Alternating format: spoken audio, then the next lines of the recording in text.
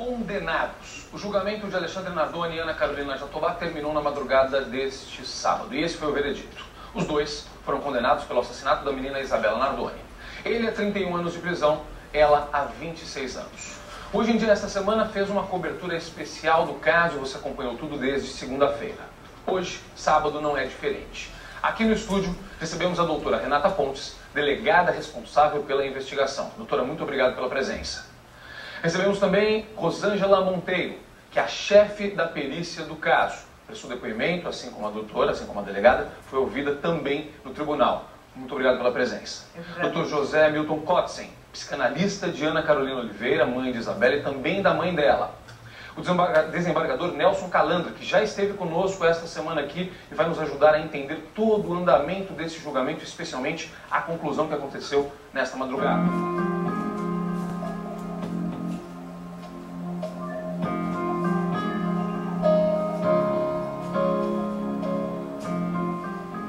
Culpados ou inocentes?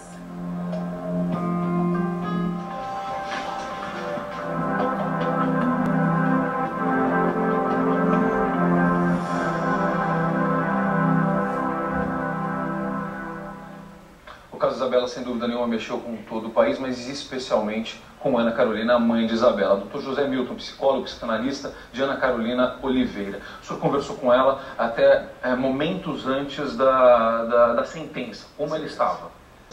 Então o grau de ansiedade dela era muito grande, né?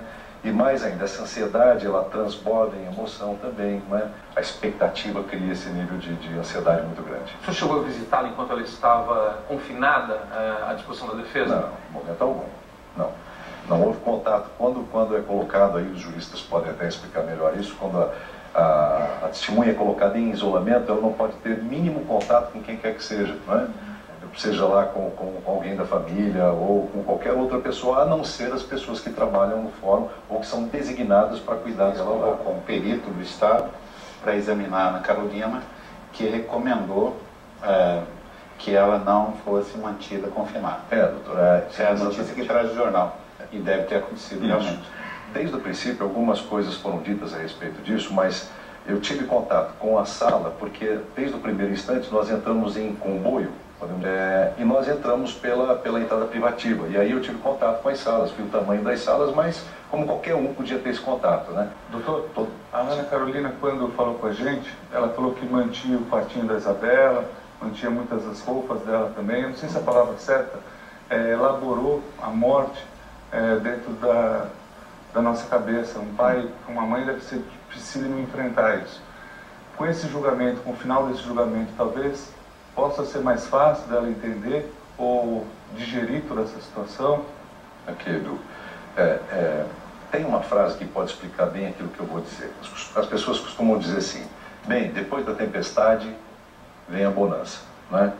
E não é bem assim, principalmente para nós que trabalhamos nessa área. Depois da tempestade, nós temos que arrumar a casa agora. Passou o tsunami, agora nós vamos ter que reconstruir aquilo tudo que foi desconstruído, né? Então, vamos ter que retomar alguns pontos, principalmente porque a Ana Carolina, até para deixar claro, nós, desde o fato acontecido, eu venho tratando dela. E de lá, então, tinham duas instâncias, a urgencial e a emergencial. A urgencial, cuidar do fato em si. E depois a urgência era o julgamento que poderia acontecer a qualquer momento. Então ela tinha que estar preparada para esse julgamento. Então nós viemos trabalhando isso durante quase um ano nesse período. E por algum tempo atrás, nós começamos a trabalhar também a questão dela, a possibilidade dela ver as fotos da filha, as fotos do IML, as doutoras conhecem, que elas estão anexadas aos áudios, não é isso? Então, e ela ia ter contato, estando, né, no plenário, ela ia ter contato visual com essas fotos. E a partir dali nós começamos a trabalhar, foi mais intenso ainda, foi mais desgastante ainda, porque ela teve que ver a foto da filha morta, ela teve que ver o crânio da filha aberto, sem o cérebro, ela teve que ver o coração, os pulmões em cima de uma mesa. Então isso tudo foi preparado para que ela pudesse estar em plenário e assistir e suportar toda essa carga emocional. Como vai ser daqui para frente, doutor? Pois bem, como eu disse, nós voltamos um tempo atrás no tratamento. Eu não sei, ainda não consegui fazer uma avaliação precisa, né? mas eu acredito que nós vamos ter muito trabalho pela frente ainda, como eu disse, é reconstruir tudo aquilo que foi desconstruído. Porque preparado, eu lembro assim que, é uma frase que eu me lembro da defesa ter dito que eles não estariam fazendo um ato desumano em isolar a Ana Carolina Oliveira, né? E sim a acusação tê-la levado lá para colocá-la na sua oitiva, e que aquilo sim causava um desgaste. Bem, nós preparamos a Ana Carolina o tempo todo para enfrentar o julgamento. E ela estava pronta para dar o depoimento dela, para ver as fotos e tudo mais, né? O que ninguém esperava é que ela fosse ser isolada. Para isso ela não foi preparada. Nós preparamos ela durante um longo período para ela dar o depoimento, receber as perguntas, as cargas de perguntas que viriam da defesa, não é? E também da acusação. Agora, não estávamos contando com o isolamento dela. Só uma coisa interessante anotar a cautela do juiz Maurício Fossi. Eu queria reconhecer o trabalho dele, elogiar, porque a Ana Carolina, sendo ela mãe da vítima e tendo ela constituído um assistente de acusação, ela poderia ser dispensada até de compromisso. Mas ele preferiu a prudência, a cautela, até causando um certo trauma, do que plantar uma nulidade para a defesa na apelação arguir que teria sido violado. Ana Paula, a gente mostrava agora há pouco toda a movimentação do fórum, como foi, a movimentação das pessoas que acompanharam esse julgamento. Eu queria um relato seu, porque você acompanhou desde o início também. Eu sei que no primeiro dia tinha muita gente, aí depois no último dia mais gente ainda. O que você viu nesses 5 dias de julgamento, Ana? As pessoas esperavam que no momento em que eles estivessem ali, diante dos jurados e também na presença dos peritos, da delegada, do próprio promotor Sembranelli, da plateia ali em si, da família da menina Isabela, no caso da família Oliveira, que os réus dissessem, portanto, então, o que fizeram naquela noite, esclarecessem esse caso e pusessem fim às dúvidas que a população ainda tem, apesar da condenação do casal, né? Nós estamos recebendo também aqui no estúdio a doutora Renata Pontes, delegada do caso Isabela, Rosângela Monteiro, chefe da perícia do caso Isabela. Eu imagino que para as duas a condenação é a confirmação de um trabalho bem feito. É isso, doutora? Bom dia. Evidentemente, é o que nós esperávamos desde o final do inquérito, quando nós chegamos à conclusão da certeza da autoria dos dois. Nós vamos agora ao vivo à casa de Ana Oliveira, mãe de Isabela, com mais informações da repórter Rosana Cardim. Diga, Rosana.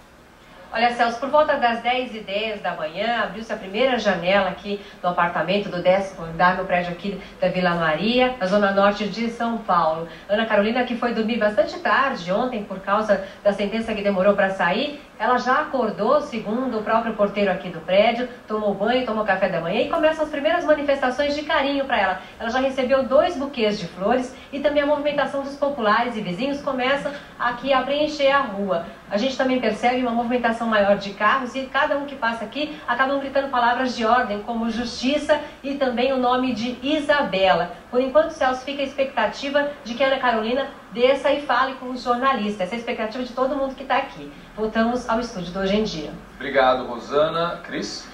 Ô, José, durante o período em que rolou o processo, enfim, muitas pessoas disseram que a Ana Carolina era uma pessoa fria, que não tinha emoções, porque na época ela era vista entrando, saindo da delegacia para prestar depoimento, e ela se manteve sempre muito calada, muito serena, né? Depois, aos poucos, ela foi dando algumas entrevistas, dando alguns depoimentos, enfim, e as pessoas foram conhecendo um pouco mais, até se encantando, se apaixonando pelo jeito da Ana Carolina.